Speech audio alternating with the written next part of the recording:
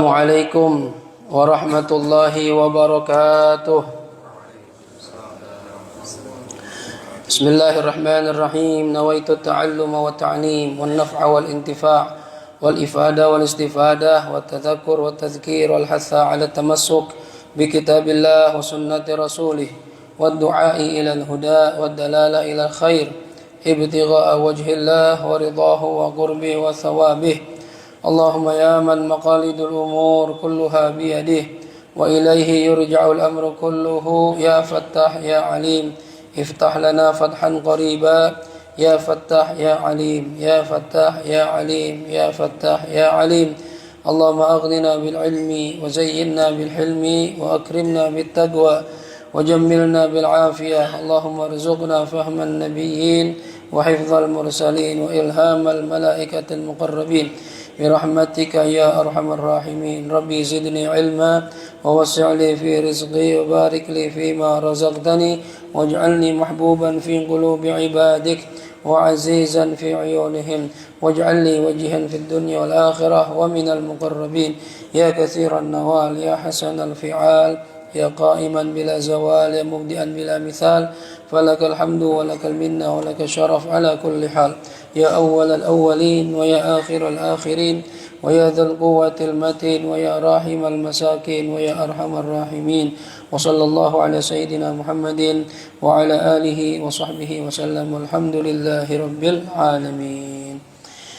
بسم الله الرحمن الرحيم. الحمد لله رب العالمين والصلاة والسلام على أشرف الأنبياء والمرسلين سيدنا ومولانا محمد وعلى آله وصحبه أجمعين. سبحانك لا علم لنا إلا ما علمتنا إنك أنت العليم الحكيم. رب اشرح لي صدري ويسر لي أمري واحلل عقدة من لساني يفقه قولي. أما بعد. Para hadirin wal hadirat segenap jamaah Majelis Ilmu Masjid Jami' Nurul Yaqin yang dirahmati Allah Subhanahu wa taala. Alhamdulillah, wabil khusus yang kita muliakan guru kita, orang tua kita, Sayyidil Walid Ayahanda Kiai Haji Ghazali Musannif, mata'ana Allah bi tuli hayatih wa nafa'ana Allah bi ulumi fid dini wad dunya wal akhirah. Kita doakan mudah-mudahan beliau diberikan panjang umur dalam sehat wal afiat, dimudahkan semua urusannya, dimurahkan rezekinya, diangkat penyakitnya, dikabulkan segala hajat-hajatnya dan manfaat ilmunya. Amin ya rabbal alamin. Hadirin hadirat yang dirahmati Allah Subhanahu wa taala, alhamdulillah, puji syukur kita panjatkan kehadirat Allah pagi ini. Kita semua masih sehat, masih panjang umur, masih diberi taufik hidayah, sudah salat subuh berjamaah dan mau meluangkan sebagian waktu kita untuk mencari ilmu agama. Mudah-mudahan ini tanda bahwasannya Allah ridho kepada kita dan mudah-mudahan umur serta kesehatan bisa kita manfaatkan sebaik-baiknya untuk memperbanyak ibadah sebagai bekal menghadap Allah Subhanahu wa taala. Amin ya rabbal alamin. Hadirin, kajian kita harusnya kemarin cuma ada satu dan lain hal, jadi dimundurin hari ini dan insyaallah mulai minggu ini sampai ke depannya akan kembali ke hari Selasa lagi, gitu ya. Jadi Seninnya insyaallah Ustaz Fitrah, Selasa saya, gitu. Baik. Pembahasan kita sekarang masih dalam fikih munakahat. Kalau kemarin kita diajarkan bagaimana cara untuk mempercepat kehamilan, ya. Kalau udah nikah kan ada orang sudah nikah nggak lama hamil istrinya, tapi ada sebagian yang udah nikah lama nggak hamil, gitu ya. Nah kemarin diajarkan tuh doa-doanya, zikir-zikirnya supaya cepat hamil istrinya, gitu ya. Tapi sekarang lanjutannya faidatun, dikatakan di sini Bismillahirrahmanirrahim. Faidatun.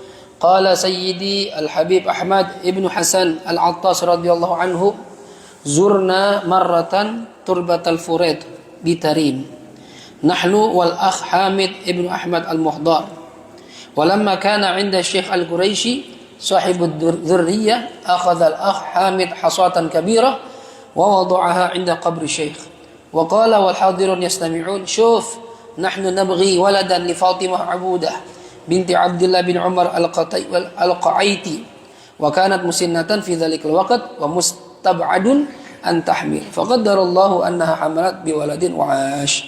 Ini cerita sedikit, ya. Berkata siapa Al-Habib, berkata Sayyid kami Al-Habib Ahmad bin Hasan Al-Attas. Yang apa namanya?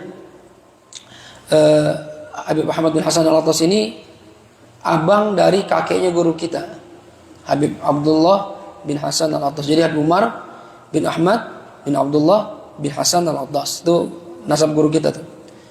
Umar bin Ahmad bin Abdullah bin Hasan Al-Attas. Yang bercerita ini Ahmad bin Hasan Al-Attas. Jadi abang dari Habib Abdullah bin Hasan Al-Attas. Ya, abang dari kakeknya Habib Umar. Terkenal dengan kewalian beliau, wali min auliyaillah. Ya.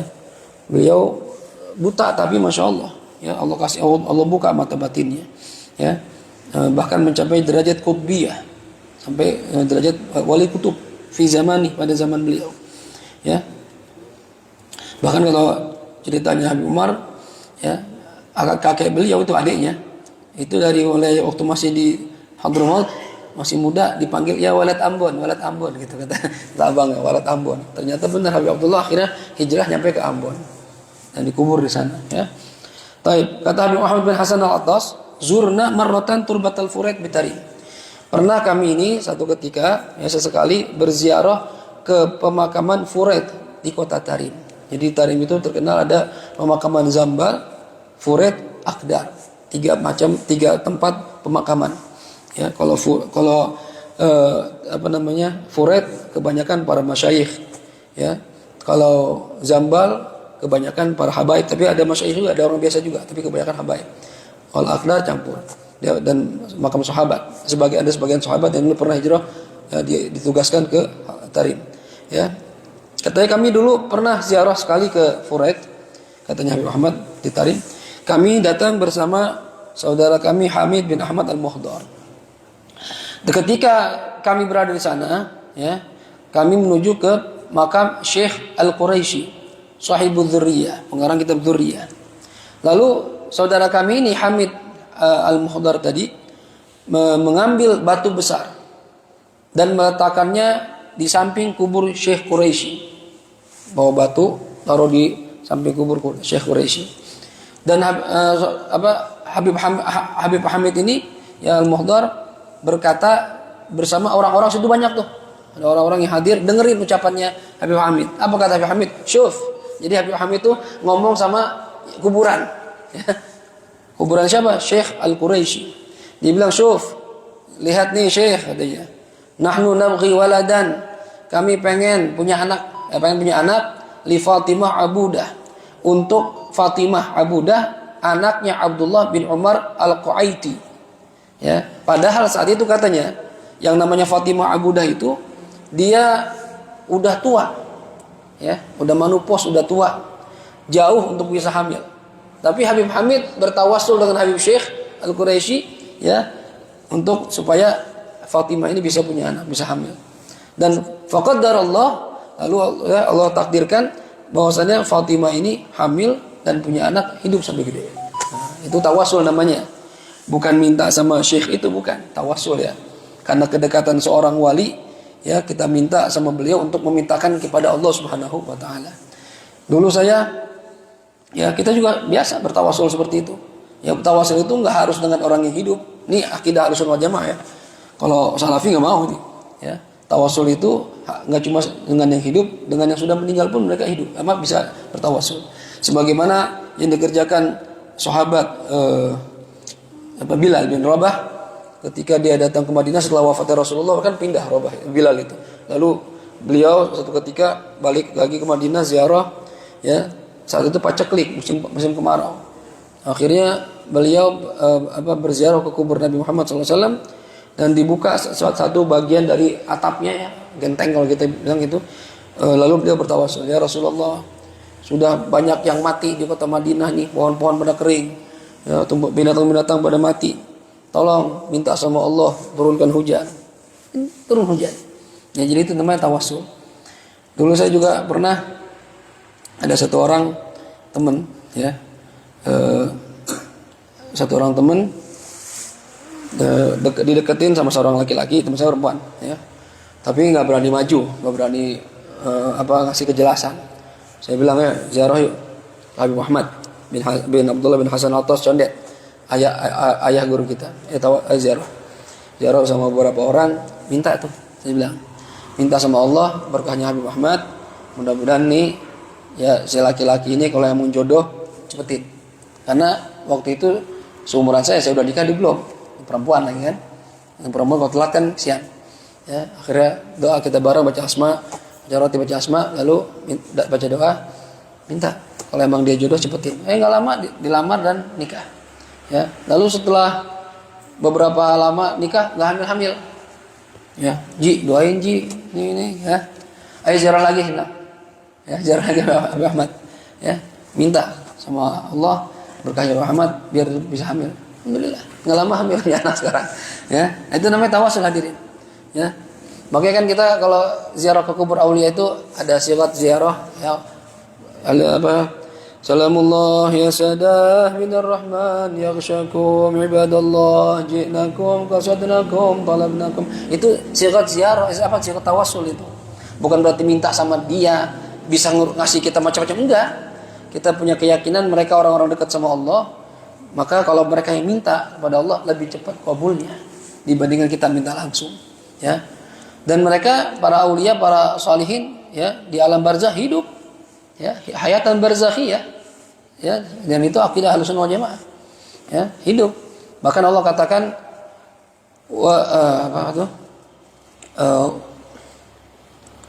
ayat itu yang tidak boleh mengatakan orang yang fi sabilillah amwata wala taqulanna fi sabilillah wala taqulanna fi apa ya ayat itu, fi sabilillahi amwata bal ahya'un 'inda rabbihim yurzaqun, gitu ya. Janganlah kamu sekali-kali mengatakan orang yang mati di jalan Allah mati. Itu enggak boleh bilang mati, tapi mereka hidup di sisi Tuhan mereka, bahkan dikasih rezeki sama Allah. Jadi para solihin itu ya enggak cuma para solihin, semua orang yang di alam barzah hidup. Cuma untuk para solihin, para auliaillah, mereka hidupnya itu ya bisa tasarruf, bisa bertemu, berziarah dengan teman-teman mereka di barzah. Nanti antum kalau meninggal ngerasain. Ya, kalau kita dapat nikmat ya, mudah-mudahan kita dapat nikmat. Bahkan ya tasarruf bisa ketemu dengan orang-orang yang di dunia, dan itu banyak manaqib-manaqib para solihin, para aulia yang sudah meninggal dunia bisa datang lagi, dilihat lagi sama orang yang masih hidup di dunia. Nah, itu ada banyak ceritanya gitu, ya. Nah, jadi ini tawasul. Jadi kalau antum misalnya pengen punya anak ya, atau punya hajat apa, nggak kabul-kabul minta sama Allah, ziarahlah kubur orang soleh. Baik yang hidup, yang masih hidup kita ziarahin, kiai-kiai habaib, atau yang sudah meninggal dunia, ziarah, tawasul, berdoa minta sama Allah di sisi mereka, di samping mereka. Ya. Karena mereka punya keberkahan ketika masih hidup, begitupun ketika sudah meninggal dunia masih ada keberkahan. Ya. Baik. Faidatun. Qala Allah Ta'ala, Allah Subhanahu wa taala berfirman, "Lillahi mulkus samawati wal ard." يخلق ما يشاء يهب لمن يشاء إناثا ويهب لمن يشاء الذكور أو يزوجهم ذكرانا وإناثا ويجعل من يشاء عقيما إنه عليم قدير. Kata Allah, lillahi mulkus samawati wal ard. Milik Allah lah kerajaan langit-langit dan bumi. Dialah yang menciptakan sesuatu yang Dia kehendaki. Dialah yang memberikan bagi orang yang Dia kehendaki anak perempuan, dan memberikan bagi orang yang Dia kehendaki anak laki-laki, dan atau mengawinkan mereka ya laki-laki dan perempuan. Dan Allah jadikan bagi orang yang Dia kehendaki aqimah, mandul, ada yang mandul. Innahu alimun qadir, sesungguhnya Allah zat yang maha mengetahui dan maha kuasa. Ini qila hadza fil anbiya. Sebagian ulama menafsirkan, ulama tafsir, ini ayat diturunkan menceritakan tentang sebagian para nabi ala nabiyina wa alaihi wassalatu wassalam. Kalimat yahabu liman yasha'u inatha, firman Allah itu, Allah memberikan bagi orang yang Dia kehendaki anak perempuan. Siapa itu nabi yang diceritakan sama Allah punya anak perempuan doang? Yakni Sayyidana Syuaiban alaihissalam. Nabi Syuaib anaknya cuma perempuan, enggak punya anak laki. Lam yulad lahu dzakarun, dia tidak punya anak laki-laki. Innama wulida lahu ibnatan. Nabi Syuaib punya anak perempuan 2. Nabi ada yang enggak punya anak laki, perempuan 2. Ya. Kemudian wa yahabu liman yasha'u dzukur. Allah juga memberikan bagi orang yang dikehendaki anak laki-laki doang, enggak punya anak perempuan. Kalau Nabi Syuaib anak perempuan doang, enggak punya anak laki. Ada nabi yang punya anak laki doang, enggak punya anak perempuan. Siapa itu? Yakni Sayyidina Ibrahim alaihissalam. Nabi Ibrahim enggak punya anak perempuan. Lam yulad lahu untha, enggak punya sama sekali anak Nabi Ibrahim, ya. Nabi Ibrahim, Nabi Ismail dan Nabi Ishaq, ya, laki, ya. Au yuzawijuhum dzukrana wa inatha. Ada juga yang Allah kawinkan mereka, ya, dan menghasilkan anak laki-laki dan perempuan. Siapa yang dimaksud di sini? Sayyidina Muhammad sallallahu alaihi wasallam. Nabi Muhammad anaknya laki, ada juga perempuan. Wulidalahu banun wa banat. Nabi Muhammad punya anak laki-laki dan perempuan. Ada berapa anak Nabi? Hadirin? Hah? Anak Nabi ada berapa? Ada 7. Ya, jangan kalah sama anak TK. Anak-anak Nabi ada 7 orang, 3 laki-laki, 4 perempuan. Pertama Qasim, Abdullah, Ibrahim, Zainab, Ruqayyah, Ummu Kulthum, Fatimah. Paling itu namanya. Anak Nabi gak hafal, ya. Artis hafal, ya. Anak Nabi gak hafal, hafalin, ya. Wa yaj'alu may yasha'u aqima. Dan Allah jadikan bagi orang yang dia kehendaki mandul. Arti mandul gak punya anak. Yakni siapa yang dimaksud? Sayyidina Yahya wa Isa. Nabi Yahya dan Nabi Isa gak punya anak. Bahkan belum nikah, ya. Nabi Yahya hasuran kata Allah, ya. Hasuran itu yang jomblo, nggak nikah. Nabi Yahya nggak nikah. Nabi Isa nggak nikah juga, ya, belum nikah. Bahkan bagi yang percaya hadis bahwasanya Nabi Isa masih hidup dan nanti akan turun lagi ke bumi membela syariat Nabi Muhammad SAW, beliau akan menikah mengikuti sunnah Nabi Muhammad SAW. Jadi Nabi Isa nanti turun ke bumi, ya, karena beliau di Al-Quran katakan masih hidup. Wa ma qataluhu yaqinan bar rafa'ahu Allah. Tidaklah mereka membunuh, ya, Nabi Isa dengan yakin. Karena kata Allah mereka sendiri juga yakin ini Isa bukan, ya. Karena Allah mengatakan di Al-Quran, wa ma qataluhu wa ma salabuhu walakin syubbiha lahum. Tidaklah mereka membunuh Nabi Isa. Tidaklah mereka mensalib Nabi Isa, tapi Allah serupakan dia dengan orang lain. Nah, jadi Nabi Isa masih hidup. Ya, ini akidah kita Ahlussunnah wal Jamaah. Nanti turun lagi, ya, turun lagi ke bumi membawa syariat Nabi Muhammad SAW. Ya, jadi pegangannya Quran bukan Injil lagi. Dan beliau akan melaksanakan sunnah, diantaranya adalah menikah. Dan Nabi Isa nanti kata Rasulullah akan mematahkan salib, membunuh babi-babi, ya, dan berperang melawan Dajjal bersama Imam Mahdi. Bagi yang percaya hadis Sahih Bukhari. Baik, jelas ya? Wa yaj'alu may yasha'u 'azima. Wa hadza 'ala wajhi tamtsil. Ini ayat ini perumpamaan saja. Wal ayatu 'amma fi haqqi kafatin nas innahu alimun qadir. Dan ayat ini berlaku umum untuk semua manusia. Enggak cuma nabi doang yang begitu. Ada orang yang cuma punya anak perempuan doang. Ada enggak di antara kita? Pepen. Mana Pepen? Anaknya 3, perempuan semua. Sumit, Mas Sumit. Oh. Dia tipenya tipe Nabi Syuaib, ya. Anaknya perempuan semua, ya. Ada juga yang tipenya tipe Nabi Ibrahim. Siapa? Guru kita, Kiai Ghazali Musannif. Anaknya laki semua 6, ya. Meninggal 2, yang meninggal laki juga. Masya Allah, ya. Gak punya anak perempuan. Makanya waktu Bang Fauzan itu pergi ke Yaman setelah menikah, terus kakak ipar saya Kak Atia hamil, pas mau lahiran, dekat-dekat mau lahir, nelpon, ya. Kata Bang Fauzan, "Mah, ini kalau lahiran anak udah lahir bawa pulang apa di Yaman aja?" Jawaban ibu saya waktu itu, "Kalau anaknya laki di Yaman aja." Gitu. Tapi kalau perempuan bawa pulang. Karena pengen banget punya anak perempuan. Anak nggak dapat cucu dah gitu. Akhirnya lahir perempuan, Iza itu ponakan saya, ya, akhirnya suruh pulang. Bawa pulang. Ya, nggak punya anak perempuan. Ya, dapatnya cucu. Ya, itu termasuk tipe Nabi Ibrahim, anak laki doang. Ya. Ada tipe orang nikah seperti Nabi kita Muhammad SAW, punya anak laki, punya anak perempuan. Nah, kita nih, alhamdulillah, ya. Kalau Tovan nggak dia, Tovan Nabi Syuaib, anaknya perempuan doang, ya. Ya, kalau kita ada laki ada perempuan, alhamdulillah, ya, lengkap. Apalagi kayaknya kalau belum punya anak perempuan, Van, kayaknya kurang. Ini ya, ada yang kurang karena nasab kita terputus sebentar, ya, nggak ada yang nyambung lagi, ya. Makanya anak laki kalau punya anak laki 1 disayang-sayang tuh. Biar panjang umur, biar gede, biar sehat, bisa menikah, punya anak, ya. Jadi nasab kita ada yang lanjutin, gitu ya. Jadi beruntung, ya. Walaupun anak perempuan juga sama, ya. Bukan berarti nanti nggak beruntung punya anak perempuan, enggak. Justru ada nilai lebih kalau punya perempuan, ya. Baik. Faidatun. Masalah, ada permasalahan. Mal hukmu isti'mali hububi man'il hamal? Apa hukum mengkonsumsi obat pencegah hamil? KB. Ya, boleh nggak minum pil KB? Ya. Karena orang sering nanya tuh, boleh nggak minum pil KB supaya nggak hamil? Jawabannya gimana? Idza kana isti'malu hadhil hubub la yuaddi ila dararin bizaujah. Jika mengkonsumsi obat-obat ini tidak menyebabkan bahaya madarat terhadap sang istri. Kalau minum pil nggak ada efek ini ya, bahayanya. Ya, tidak ada unsur bahaya kepada istri. Wala ila isti'salil hamal, dan tidak juga mengantarkan kepada isti'sal hamal, hilangnya kemampuan untuk hamil. Jadi kalau minum obat sampai nggak bisa hamil lagi, ya, selamanya udah permanen. Ini ya selama tidak membuat kehamilannya tidak bisa hamilan permanen, selama nggak permanen. Wa kana dzalika bi ridha zauj, dan minum obat ini atas ridhonya suami. Suami ngizinin, ya. Wa kanatil hajah da'iyatan ila dzalik, dan ada hajat untuk mencegah kehamilan. Nah, jadi syaratnya itu. Kalau minum obat ya, untuk mencegah kehamilan, pertama tidak membahayakan istri. Tidak ada efek samping yang membahayakan keselamatan jiwa istri.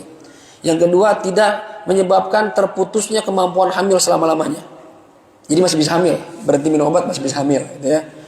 Kalau misalnya minum obat sampai kering rahimnya nggak bisa hamil lagi, beda tuh hukumnya. Ini minum obat mencegah ya, tapi nanti bisa hamil lagi, ya.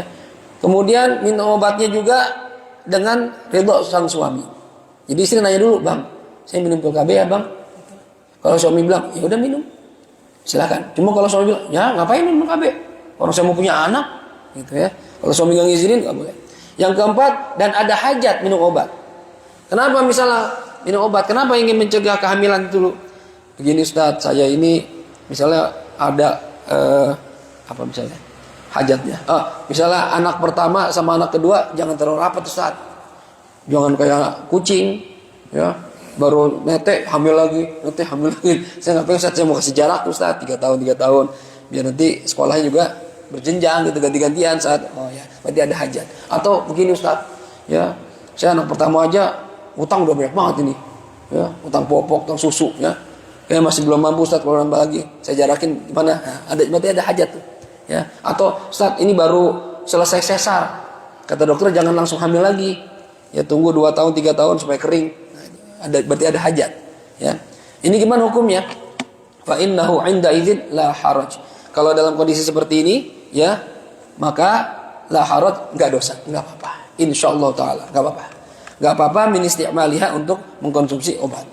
Ya, dengan syarat tadi. Kenapa li umumil adillah fi ibahatil azl?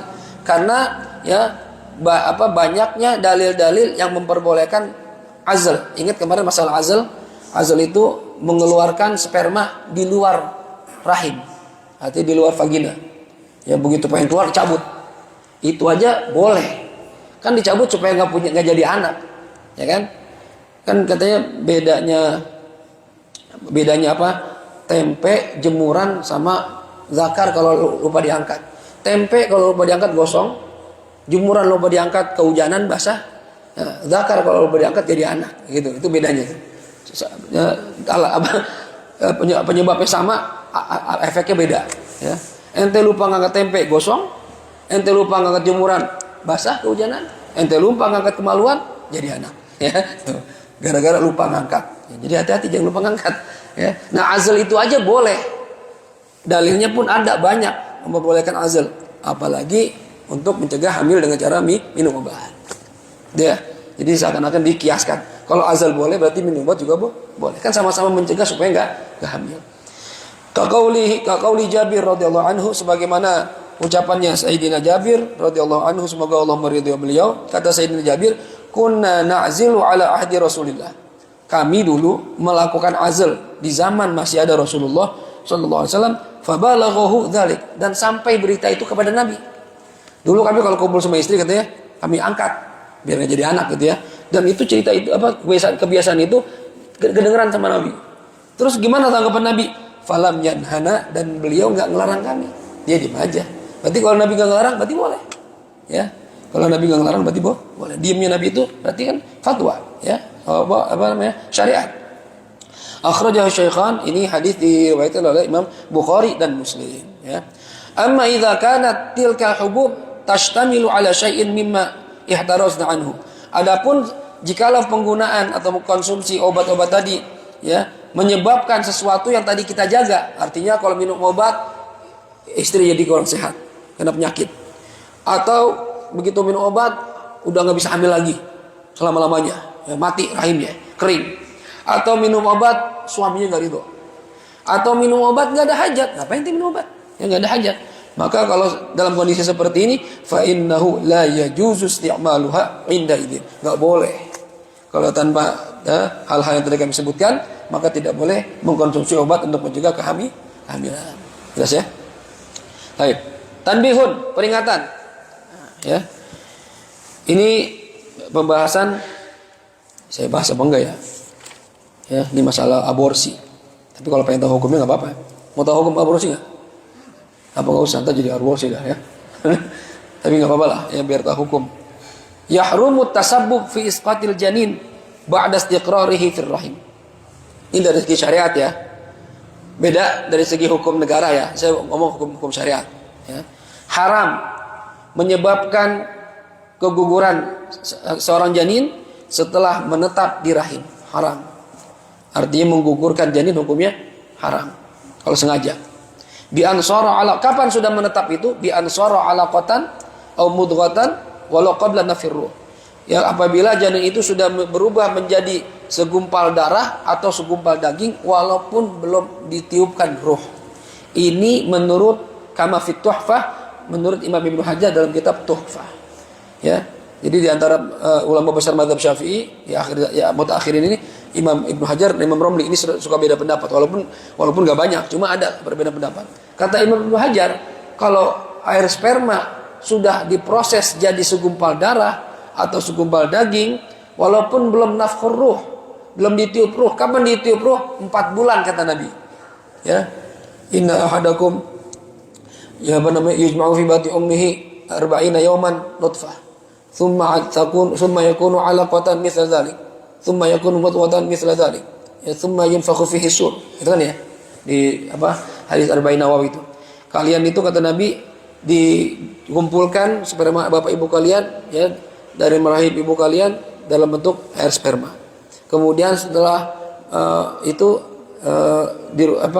dirubah menjadi segumpal daging, segumpal darah. Kemudian dirubah sama Allah menjadi segumpal daging. Kemudian Allah bikin tulang belulang. Lalu Allah bungkus lagi dengan daging-daging. Nah, setelah 4 bulan, fayunfakhu fihi ruh. Maka ditiupkanlah ruh ke dalam janin itu. Berarti 4 bulan tuh. Ya. 40 hari berupa sperma, 40 hari berupa segumpal darah, 40 hari berupa segumpal daging. 40 kali 3 120. Sebulan berapa hari? 30. 120 bagi 3 bagi 30 4. Berarti ditiupnya roh itu 4 bulan. Dan di situ ditentukan bikat bi rizqihi wa ajalihi wa amalihi wa syaqiyyun aw sa'id. Ditentukan tuh rezekinya, ajalnya, amalnya, jadi orang baik apa enggak, jadi orang ahli surga apa ahli neraka, itu udah tulis sama Allah. Mudah-mudahan kita termasuk orang-orang ahli surga semuanya. Ya. Ya, jadi kalau sudah diproses air sperma itu sudah menetap di rahim, kata Imam Ibnu Hajar walaupun belum ditiupkan ruh, enggak boleh digugurkan. Haram hukumnya. Ya. Wa qala Imam Romli, Imam Romli punya pendapat beda. Radhiyallahu anhu, semoga Allah meridhai beliau, la yahrum. Enggak haram menggugurkan janin illa ba'da nafkh, kecuali setelah nafkhur ruh. Kecuali setelah ditiupkan ruhnya, setelah 4 bulan. Jadi ada beda pendapat, ya. Ini sekedar tahu hukum ya. Saya bukan berarti nyaranin kalau ada orang hamil, udah gugurin, ya, bukan gitu juga. Ya. Belum 4 bulan gak apa-apa. Jangan gitu juga. Apalagi kita nikah kan pengen punya anak. Ini mungkin kita bisa amalkan khilaf ini misalnya. Naudzubillah. Ada orang MBA. Ya kan? Married by accident. Menikah karena kecelakaan. Bukan tabrakan, bukan. Ya. Belum nikah udah hamil misalnya. Kalau kata orang Jawa LKMD. Ya. Lamar keri meteng dise gitu. lamar belakangan, yang penting hamil duluan, gitu ya. Itu seandainya terjadi seperti itu, ini kan anak berbahaya nih. Anak hasil zina, maaf ya, naudzubillah. Anak hasil zina, kalaupun dia lahir, walaupun misalnya tadi ini bapak sama ibunya dulu pacaran, kemudian melakukan itulah perhubungan badan, belum nikah, di luar nikah, hamil, karena malu dan dia mau bertanggung jawab, udah kan, saya kawin dah, sama pacarnya dikawinin juga akhirnya. Seandainya tuh anak lahir, tetap nasabnya nggak nyambung ke bapaknya, ya, sian. Jadi ntar misalnya nama anaknya Bayu bin, misalnya nama ibunya Novi, Bayu bin Novi. Bapaknya Agus, nggak boleh, Bayu bin Agus nggak boleh, karena bukan nasab. Ada Agus lagi ya, yang Agus dah. Tono ya, Bayu bin Tono nggak boleh, walaupun Tono itu bapak biologisnya, tapi dia menikahkan ibunya itu setelah hamil duluan, maka nasab nggak nyambung. Ya kan kesian. Ya, apalagi kalau yang lahir anak perempuan. Waduh, ini kan ngeri nih. Ya, nanti kenapa anak perempuan lebih ngeri? Karena anak perempuan nanti kalau dewasa dia mau nikah, walinya bukan bapaknya biologisnya itu. Karena nasabnya nggak nyambung. Jadi walinya siapa? Walinya wali hakim, penghulu. Ntar orang nanya dong, apalagi penghulu bilangin, wah, akad nikahnya saya nikahkan Anda dengan wanita yang berada di wilayah saya, Fulana binti Novi. Aduh, kok binti Novi nggak binti Tono? Orang masih denger dong. Wah, berarti anak hasil zina nih. Kan malu, aib. Nah, ada yang sebagian mengatakan daripada nanti jadi aib, maka boleh ikut pendapat Imam Romli. Sebelum 4 bulan gugurin aja dah. Ya, jadi ntar nggak jadi anak, nanti habis nikah baru bikin anak lagi gitu. Itu mungkin bisa dipakai ketika kondisi seperti itu. Cuma kalau nikahnya halal, ya nggak usah digugurin, ngapain? Orang-orang di luar sana pengen punya anak banyak, yang udah nikah bertahun-tahun nggak punya anak. Ente begitu hamil malah digugurin, bahlul ente. Ya, dosa begitu jangan. Ya, justru itu anak itu rezeki, hadirin. Rezeki itu nggak cuma duit, punya anak itu rezeki. Ya, berapa banyak orang menjadi mulia karena punya anak yang sukses. Bapaknya petani, buruh kerja, bayangin, ya, punya anak jadi jenderal. Ada nggak gitu? Ada. Saya punya kenalan satu kiai, masih muda, lebih muda dari saya. Ya, punya pondok di pesantren di Subang. Ya, dia masih dengan umur yang masih muda itu punya pesantren, tanahnya udah hektaran. Saya lupa dibilang berapa hektar. Saya datang ke sana, saya survei, lihat pesantren, baru kenal, ya. By phone, teleponan, terus datang ke sana. Saya bilang, Kiai, ini pesantren gede begini, yang laki gede, perempuan gede, luas. Berapa hektar, Kiai? Saya lupa berapa hektar bilang tanahnya. Saya bilang, Kiai, ini warisan dari orang tua. Enggak, Kiai, dia manggil saya Kiai juga. Enggak, Kiai, ini saya bangun sendiri. Dari tanah segini banyak ya? Enggak, saya cuma punya tanah. Wah, ibu bapak saya orang susah. Saya cuma sampai sekolah itu sampai sanawiyah. Habis sanawiyah, lulus sanawiyah, mau aliyah, bapak saya nggak punya duit. Jadi saya berhenti sekolah. Tapi ada saudara, ada kenalan, ya kerabat, bawa saya ke Jagakarsa, dimasukin pesantren yatim gitu, dan duafa. Saya di sekolah di situ. Lihat nih, orang sukses nih, perjalanan hidupnya. Saya belajar itu, anakmu lebih muda dari saya. Ya. Terus saya aliyah Jagakarsa, kemudian saya ikut tes, saya berhasil ke Syria, tapi saya mau ke Mesir. Baru nyampe setahun di Syria, dapat panggilan di Mesir, saya pindah ke Mesir. Pulanglah saya, dia cerita tuh, ya. Masya Allah. Sekarang ini dulu mulai tanah berapa? Cuma dapat bagian dari ibu saya 200 meter. 200 meter. Sekarang tanah hektaran. Ditunjukin sama saya, ini Kiai lagi bangun asrama baru, doain Kiai. Ya. Karena lihat buat anak saya tuh, mau nggak kira-kira di situ tuh, ya. Baru 4 tahun hadirin, nggak pakai waktu lama, perkembangannya pesat. Dari 200 meter sampai hektaran tanahnya. Masya Allah. Mobilnya Alphard, ya kan? Masya Allah. Dari orang susah, kata dia, empok saya sama abang saya jadi TKI dan TKW. Saya doang yang belajar, ya, yang belajar sampai tinggi gitu. Yang lainnya jadi TKI sama TKW. Begitu saya bikin pesantren, saya tarik-tarikin, udah sini aja dah, ya bantuin di sini. Nanti ada yang dagang, ada yang bikin laundry, jadi usaha. Keluarga diusahakan, ya. Masya Allah, luar biasa tuh, ya. Lihat, nggak ada yang mustahil bagi Allah, ya, nggak ada yang mustahil bagi Allah. Jadi anak itu kadang bisa mengangkat derajat orang tua yang tadinya orang susah, tapi punya anak yang mulia. Luar biasa, ya. Baik. Kemudian, ya. Waktu lifa an-naqlu 'anil Hanafiyah fil jawazi mutlaqan. Khilaf juga, ada perbedaan pendapat, ya, dari mazhab Imam Abu Hanifah. Ada yang mengatakan di mazhab mereka katanya boleh aborsi itu mutlak sebelum ditiup ruh atau setelah ditiup ruh. Cuma masalah ini ulama khilaf benar apa enggak gitu, ya. Jadi kalau bisa sih jangan terlalu dijadikan pegangan, ya. Jadi ini saya nggak terlalu baca semuanya, takut nanti jadi kepikiran masalah aborsi. Intinya aborsi itu, ya, ada khilaf masalah itu, ya. Jadi intinya kalau sebelum nafkhur ruh ada yang bilang boleh, tapi ada yang bilang mau nafkhur ruh atau sebelum atau sesudahnya nggak boleh. Kalau saya lebih menyarankan, ya, kalau emang nggak perlu nggak usah, jangan, ya, jangan sampai misalnya kecuali gini, Pak, ini Bapak pembuahan spermanya nggak sempurna. Kalaupun jadi anak, Pak, entah anak Bapak cacat, nah itu mungkin ada alasan. Kesian Pak, terhidupnya cacat segala macam, ya, kurang sempurna. Nah, itu mungkin bisa jadikan sebab untuk menggugurkan supaya nanti dimulai lagi dengan anak yang berikutnya.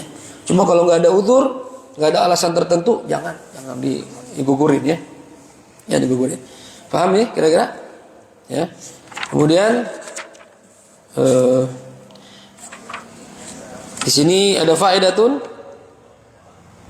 liman arada an yujami'a wa la yunzil. Ini bagi orang yang berhubungan badan dan nggak pengen air maninya cepat keluar, bahkan nggak keluar, bertahan. Kan laki-laki kadang ejakulasi dini, mungkin belum tahu. Dan kadang laki-laki gitu, nggak semuanya bisa tahan. Kalau pikiran, badan capek gitu, ya, cepat keluar. Bagaimana supaya air sperma kita nggak cepat keluar, bahkan bisa nggak keluar dan tetap tegak berdiri, ya, masya Allah. Ini katanya yaktubu fi waraqi karbid. Ente tulis di di daun pohon anggur. Nah, ini masalahnya. Daun anggur gede apa kecil sih? Kecil, ya. Tapi ini tulisannya banyak banget lagi nih. Nah, saya nggak paham juga. Mungkin beberapa daun kali gitu, ya. Tulis wa yarbutuha 'alal fakhidh aisat. Tulis diikat di paha kiri. Itu. Ini katanya ulama begitu. Tulisannya apa? Ini depannya saya nggak tahu artinya nih. Ya. Abjad hawiz hatti kaliman sa'fas qarsyat sakhdin dogot. Dodog, ya. Habis itu ayat Quran. Wa qila ya ardu bla'i ma'aki wa ya sama'u aqli'i wa ghidal ma' wa qudiyal amr. Ya. Terus ayat berikutnya kullama auqadu naran lil harbi atfa'aha. Kalau lihat arti ayatnya sama aman. Artinya sesuai sama yang ditujukan. Tapi kalau yang tadi saya nggak paham artinya itu. Mungkin bahasa Ibrani atau apa, saya nggak paham, ya. Atau bahasa jin juga punya bahasa. Ya, saya nggak tahu itu, ya. Atau bahasa malaikat sih nggak tahu. Yang tanya Mama Gufron, mungkin dia lebih tahu. Ya, kan dia bahasa semutnya bisa. Ya. Ini kalau arti ayatnya waqila ya ardu. Ini kan ceritanya ketika Allah menurunkan hujan, permintaan Nabi Nuh untuk menenggelamkan kaumnya. Ya. 6 bulan hujan, bayangin, 6 bulan hujan. Ya. Dari langit keluar air hujan, dari tanah keluar mata air. Dari langit kalau nggak salah warnanya kuning, dari tanah warna merah. 6 bulan, makanya banjir sedunia. Nah, ketika sudah Allah hentikan azabnya, Allah katakan waqila, dikatakan oleh Allah, ya ardu, hai tanah, hai bumi, abli'i ma'aki, telanlah air kamu.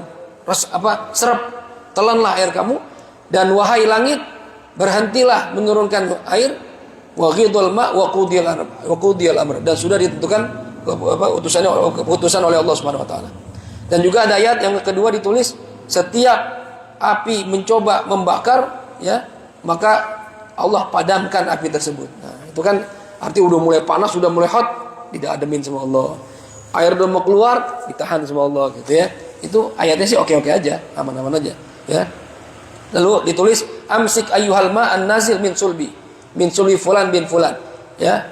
Jadi ada tulisan, hai air yang akan turun, tahanlah kamu, yang bertahanlah kamu dari sulbinya fulan supaya tidak keluar.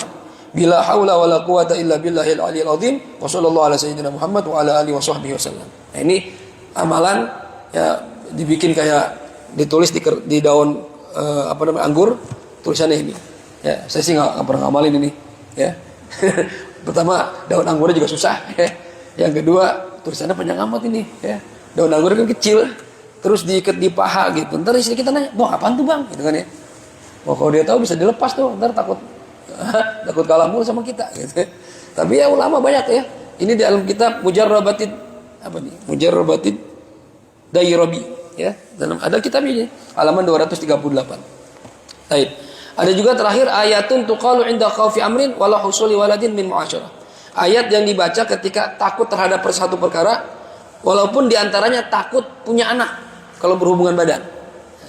Kan ada orang pengen nikah cuma nggak pengen punya anak. Tapi yang namanya berkumpul kan bisa aja punya anak. Gitu. Takut punya anak. Nah ini pernah dialami oleh Al-Allamah Al-Habib Al-Musnid Salim bin Hafidh bin Abdullah bin Syekh Abu Bakar bin Salim. Kakeknya Habib Umar. Habib Umar bin Hafidh itu Umar bin Muhammad bin Salim bin Hafidh. Nih kakek Habib Umar pernah ngalamin apa? Nafa'anallahu bih, semoga Allah memberikan manfaat ya melalui beliau. Kata Habib Salim, kanat li zaujatun. Saya punya istri. Tazawwajtuha khufyatan. Saya kawin sama dia diam-diam. Ya kan? Mungkin nambah ya. Jadi kawinnya diam-diam. Ya, poligami mungkin diam-diam, ya. Wa khiftu an tahmil, dan saya khawatir istri saya ini bakal hamil. Gitu ya. Jadi intinya Habib Salim ini mau nikah sama dia cuma enggak pengen punya anak. Gitu. Khawatir hamil. Wa baqiyal khauf ma'i min dzalik. Dan terus saya merasa takut dengan hal itu. Maka satu ketika katanya fa kharajal Habib Abdullah bin Idrus. Satu ketika Habib Abdullah bin Idrus bin Alawi al-Idrus keluar pergi ke masjid Jamalul Lail. Di sana ada masjid Jamalul Lail di Tarim. Ya. Saya lagi di masjid, ada Habib namanya Abdullah bin Idrus al-Idrus di masjid Jamalul Lail. Kan ada ya, Habib Jamalul Lail, Habib Idrus Jamalul Lail ya. Nah, ketika di masjid dia manggil saya. Salim, sini. Kata Habib Abdullah. Lalu saya datang mendatangi beliau. Dan saya temukan beliau lagi duduk di tiang masjid, di shaf kedua, ya. Maka saya cium tangan beliau dan saya duduk di samping beliau. Saya dipanggil sama Habib Abdullah, Salim sini Salim, ya. Lalu tiba-tiba dia ngomong, "Malaka idza khifta amran alla taqul hadainil ayatain." Ente, kenapa sih kalau takut sesuatu enggak mau baca dua ayat ini? Padahal Habib Salim enggak cerita. Dipanggil sini. Ente kalau lagi takut kenapa nggak baca dua ayat ini? Gitu tiba-tiba gitu. Dikasyaf sama Habib Abdullah.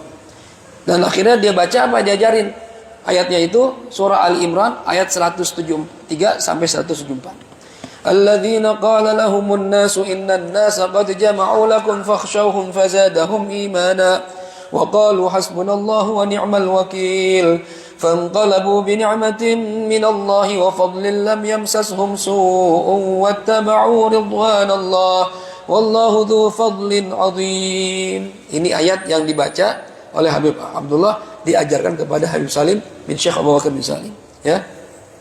Ayat ini akhirnya kan kata Allah, orang-orang yang berkata kepada manusia, sesungguhnya manusia telah berkumpul ya untuk menghadapi kalian, maka hendaklah kalian takut kepada mereka. Ya. Jadi ada orang-orang kafir ketika menyerbu kota Madinah, perang Khandaq, itu orang Islam dibilangin, itu udah diserbu tuh, udah serang sama orang-orang Mekah dan sekitarnya, udah dah, ente takut aja, nyerah aja dah. Tapi mereka bukan tambah takut, fazadahum imana, malah tambah imannya. Wa qalu hasbunallahu wa ni'mal wakil, ya. Jadi kalau ada rasa takut, katakan hasbunallahu wa ni'mal wakil. Fanqalabu bi ni'matin minallah wa fadlin lam yamsashum su'u wa tabu'u ridwanallah. Diberikan oleh Allah, berubah kondisinya, mendapat nikmat dari Allah dan mendapat anugerah, dan mereka tidak mendapatkan keburukan dari orang-orang kafir tersebut, dan mereka mengikuti ridhonya Allah Subhanahu wa taala. Jadi ini ayat dibaca ketika ada rasa takut. Maka kata Habib Salim, akhirnya saya ulang-ulangin terus tuh ayat itu. Semenjak itu hilanglah rasa takut dari diri saya. Dan ini nggak cuma masalah takut istri kita hamil, enggak. Dalam kondisi apa aja, lagi takut apa gitu ya, takut COVID, takut kawin, poligami, ketahuan bini, baca aja ya, biar nggak ketahuan. Jadi rasa takutnya hilang, gitu ya. Artinya bukan supaya nggak ketahuan, supaya nggak ada rasa takut. Nah, Bang Komar misalnya mau nambah takut, baca ayat ini, ya, biar berani, ya, teman-teman. Hilanglah rasa takut pada diri kita, ya. Baik. Jadi ada keberkahan ayat ini, ya. Jadi semenjak itu beliau mengamalkan ayat ini. Baik. Sementara sampai di sini dulu, kemudian nanti pembahasan berikutnya perkara-perkara yang diajarkan atau dianjurkan ketika istri sedang hamil. Apa yang dibaca? Kalau tadi kan cara ngajarin supaya hamil, ya. Kemarin diajarin doa-doanya apa, posisinya bagaimana. Besok nanti ya minggu depan kalau ketika istri kita hamil, apa yang dibaca? Apa yang dibiarin begitu aja udah hamil dah, ya. Tapi ada bacaan ternyata. Nah, yang dibaca ada. Insyaallah di kajian berikutnya. Ada pertanyaan? Kalau nggak ada, kita pulang ya. Ya, silakan. Waalaikumsalam warahmatullahi wabarakatuh. Sekarang saya sudah lama tidak mendengar ada orang yang tiba-tiba Ya. nomor tangga atau saya sudah lama tidak mendengar. Beda dengan zaman ketika saya masih SMP itu ada teman satu sekolah itu yang akhirnya harus karena saya harus berat. Baik. Nah, dengan dinikahkan setelah habis itu nanti bagaimana pernikahan anak-anaknya? Baik. Apakah kemudian orang tuanya harus membuka apa yang terjadi? Saya nanti tidak ada. Mereka nikah saja. Ya. Karena pernikahannya akan seperti apa? Ya.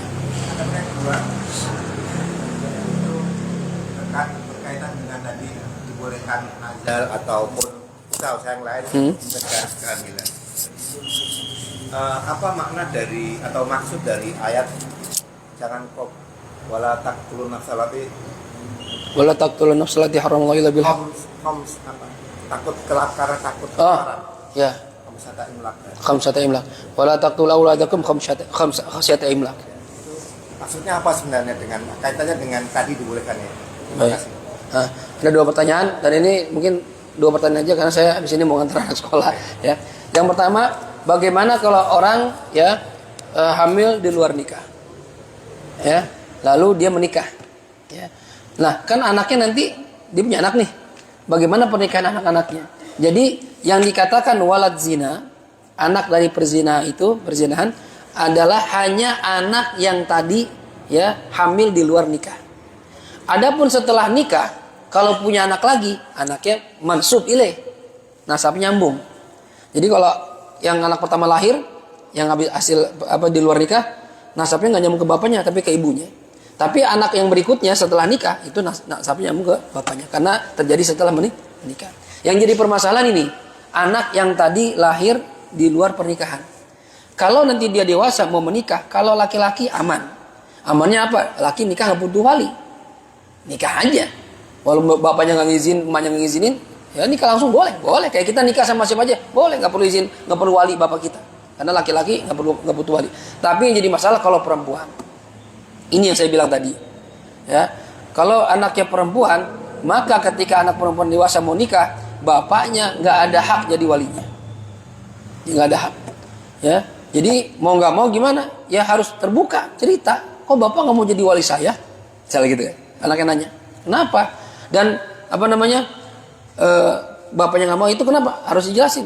Maaf nak, dulu kamu hasil bapak sama ibu nikah hamil di luar nikah. Jadi bapak nggak ada hak wali. Jadi wali siapa? Walinya wali amr, yaitu wali hakim. Mau nggak mau. Itu makanya kenapa ada sebagian yang mengatakan kalau anak di luar nikah digugurin aja sebelum 4 bulan. Khawatir entah jadi masalah masa depannya. Kan? Dan tadi masalahnya, nggak semua orang tua mau cerita. Nah, yang jadi masalah kalau orang tuanya nggak cerita, lalu bapaknya udah dah Ustaz saya aja dah jadi wali nikah. Nah, maka pernikahannya nggak sah.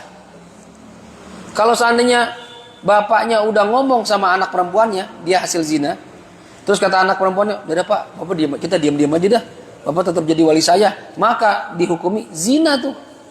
Nikahnya nggak sah dihukumi zina. Kalau calon suaminya juga tahu dia hasil zina, tapi bapaknya tetap yang nikahin, semuanya zina tuh suami istri. Karena nikahnya nggak sah. Jelas ya? Ini problem, dan itu ada murid saya di Bangka itu telepon, Ustaz, ada masalah begini. Waduh. Jadi nikahnya itu dulu bapaknya yang nikahin. Kemudian setelah punya anak 3, barulah bapaknya cerita dia dulu hasil zina.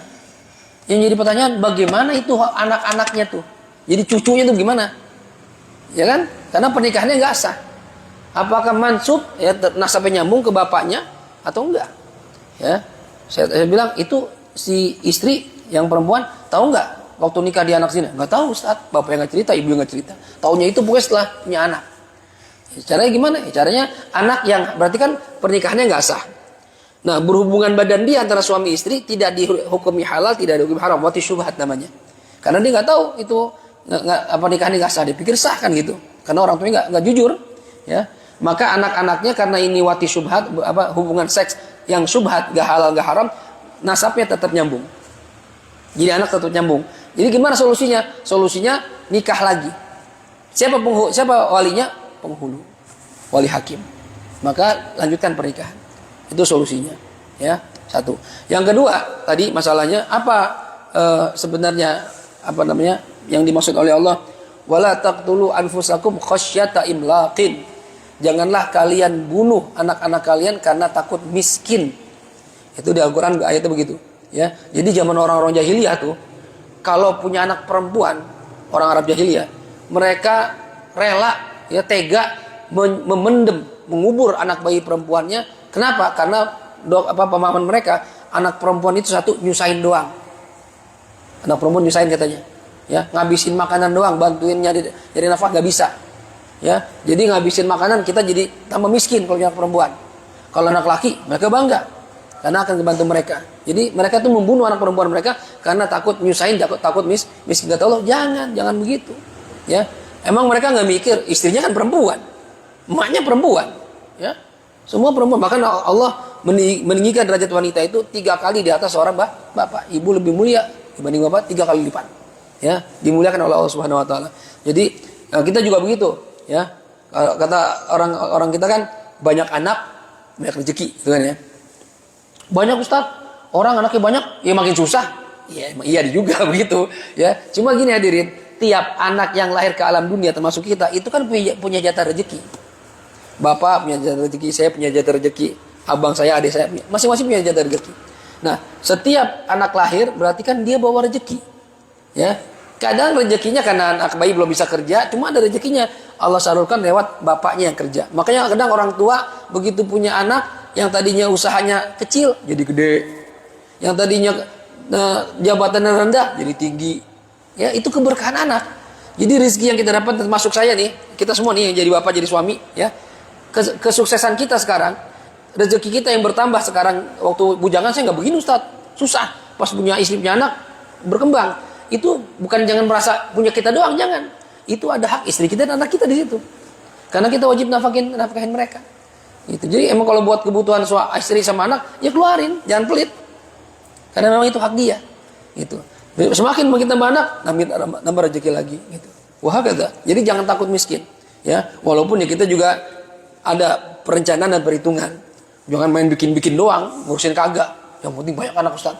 Ya, kalau orang dulu, ya, banyak anak 10, 17, tanahnya lebar-lebar, ya. Ya walaupun semua aku tentuin sih, ya. Kalau sekarang mau punya anak 10, rumahnya aja petakan. Anaknya udah kayak ikan teri, ikan pepes, tumpuk tidurnya, sian, ya. Ya kita pakai logika lah, ya. Walaupun semua itu hidup itu nggak bisa semua pakai logika, tapi kita perlu perencanaan.